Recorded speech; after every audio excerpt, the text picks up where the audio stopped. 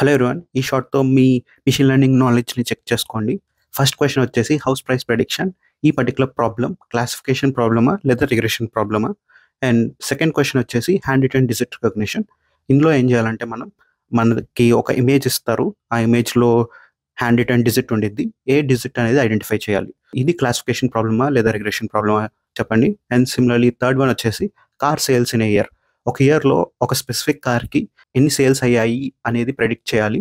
ఇది ఒక క్లాసిఫికేషన్ ప్రాబ్లమా లేదా రిగ్రెషన్ ప్రాబ్లమా చెప్పండి. అండ్ ఫైనల్లీ ఫోర్త్ వన్ వచ్చేసి స్పామ్ డిటెక్షన్. అంటే మీరు ఒక మెయిల్‌ని స్పామా కాదా అనేది చెప్పాలి. ఇది ఒక క్లాసిఫికేషన్ ప్రాబ్లమా లేదా రిగ్రెషన్ ప్రాబ్లమా? మీరు వీటన్నిటికి మీ ఆన్సర్స్ అనేవి కమెంట్ సెక్షన్‌లో కమెంట్ చేయండి. ఈ షార్ట్‌ని ఇప్పుడే పాజ్ చేసి.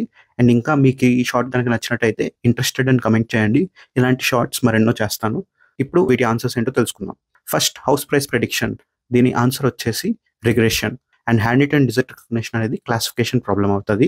And car sales in year ఇది ఒక రిగ్రెషన్ ప్రాబ్లమ్.